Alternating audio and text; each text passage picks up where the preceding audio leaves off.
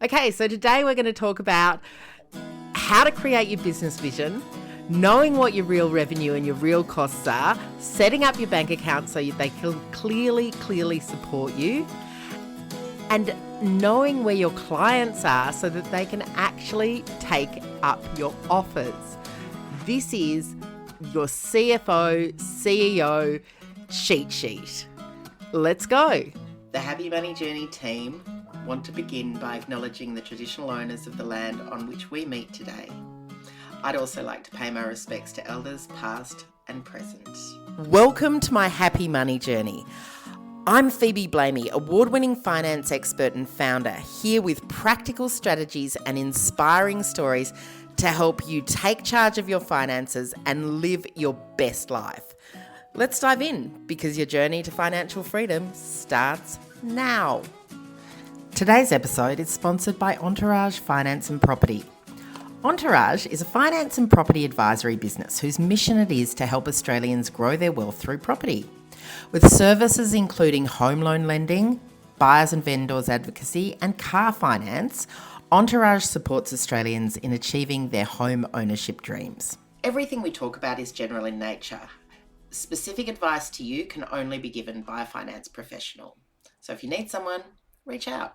So I wanted to have a little business chat today because I don't know if you've noticed this, but I get the feeling that 1 in 2 women that I know are leaving corporate to start their own business.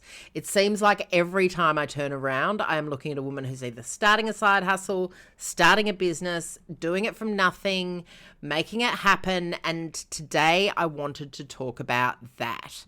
I want to talk about being self-employed, because I've been working on a little project called the Business Builder, and the Business Builder is one of my coaching programs, and it is going through money and strategy and alignment and all of those things, because I don't know about you, but as I've been doing all the research to put this coaching program together, I am absolutely up to my neck with hearing about how we just need to change our mindset, how we should be aiming for $10,000 months. I don't believe that.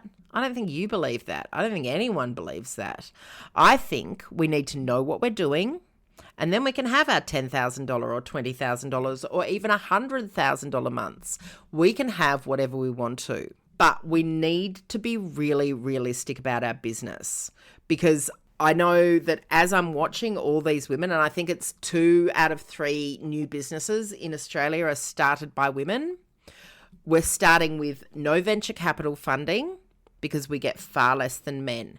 We're generally bootstrapping, which means that we are using our own funds and we are doing it on a really lean budget.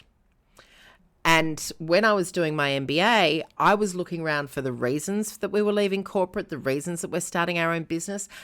And that why is also really under-researched. Now, I can hazard a guess that if you've been working in corporate for a while, you've sick of banging your head against the glass ceiling, which still exists, or you are just sick of the shit. I was reading something today about the way that women in hospitals were spoken to by male surgeons. It's insane.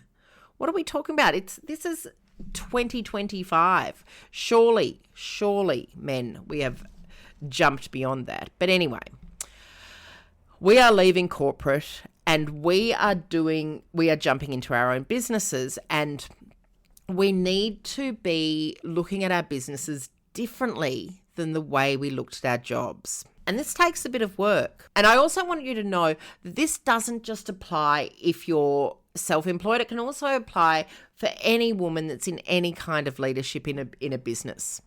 We can still use some of these same strategies, because we want purpose. We want flexibility, we want freedom, we want to be in something that creates a legacy or keeps us going or inspires us or whatever it is. And we want to be doing that with joy. We want to be doing it without stress.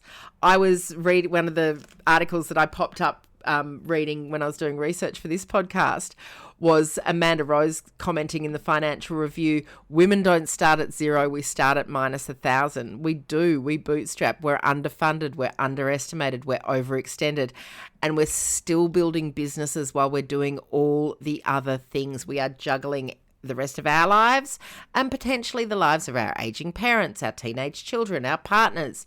We've got side jobs, we've got no children, we've got friends, we've got partners, we've got all the things happening on our mental load already.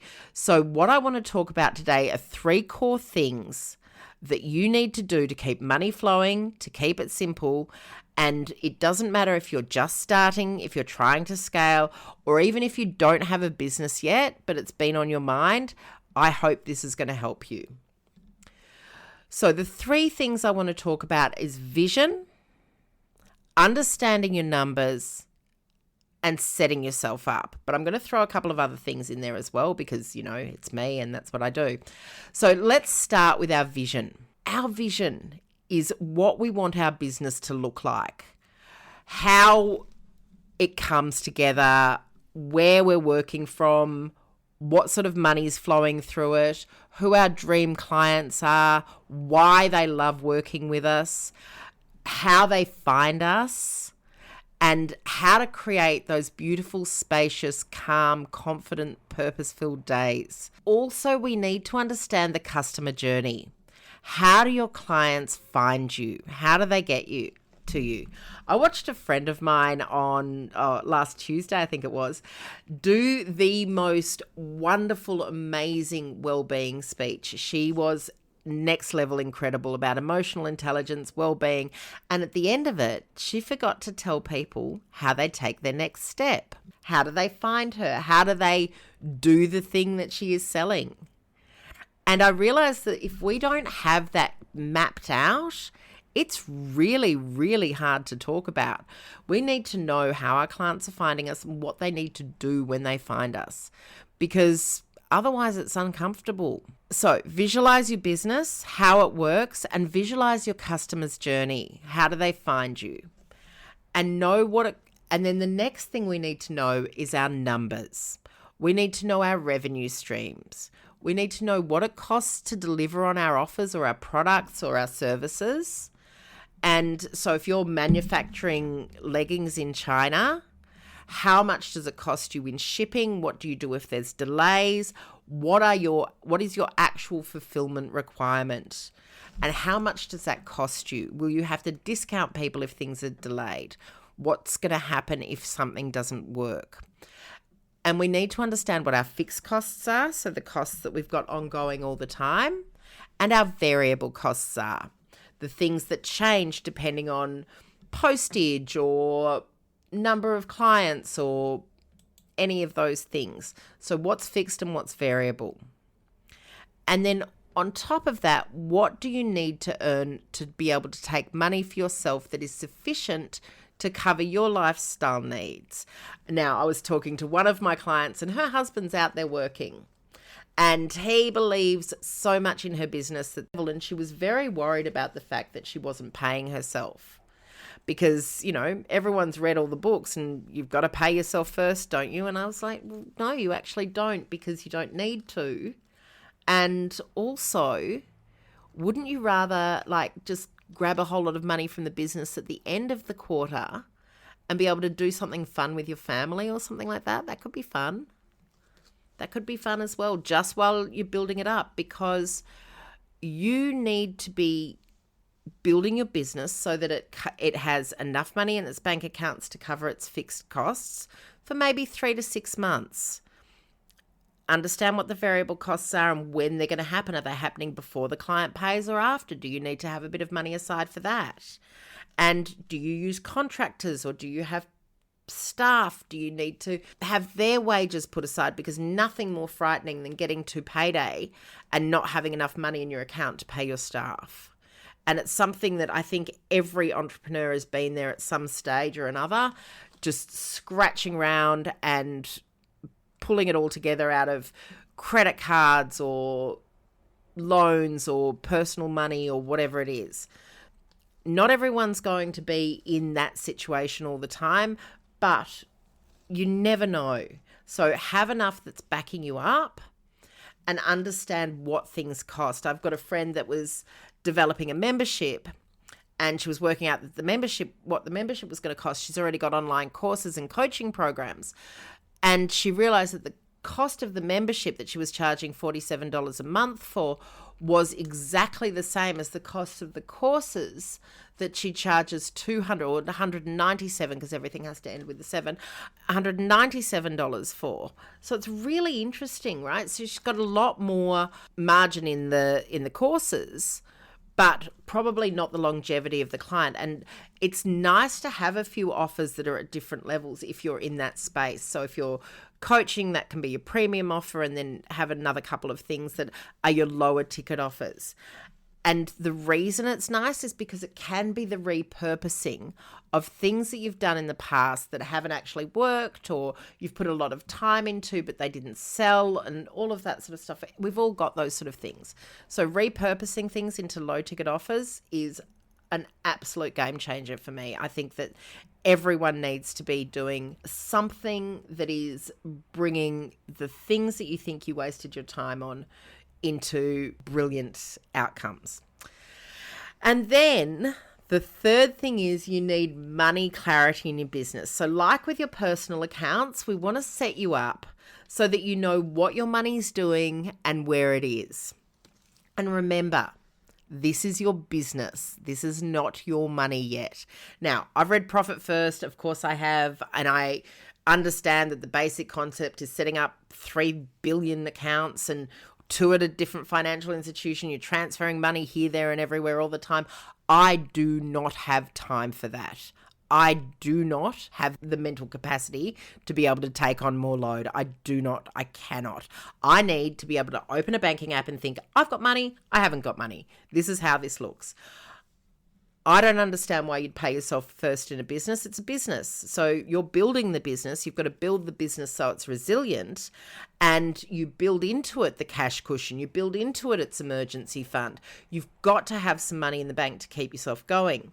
Or you've got to have some sort of credit or line of credit or something like that, depending on how your income comes in. And I was talking to an accountant, and she was saying to me that even accountancy businesses have cash flow issues because people just don't pay on time.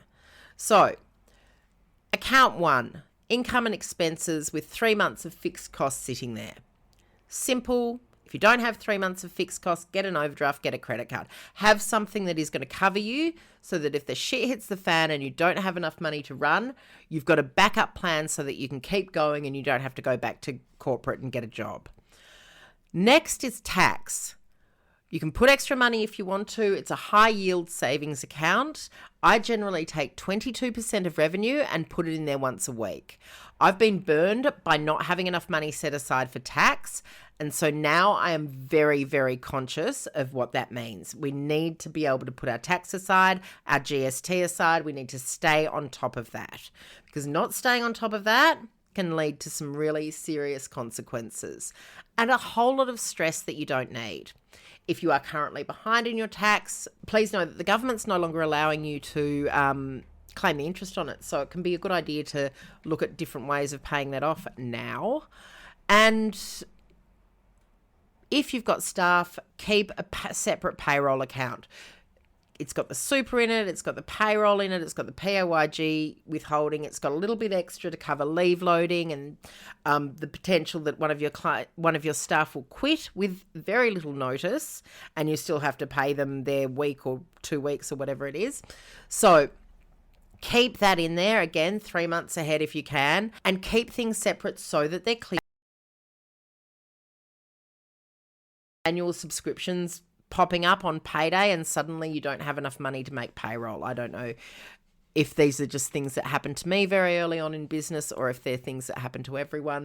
So having all this keeps you absolutely on top of your money. It gives you the ability to stay in flow. It gives you the consistency and certainty and safety that you need when you're starting your own business. If you need to get a line of credit, get an overdraft, that's not a failure. It's just keeping your cash flow clear.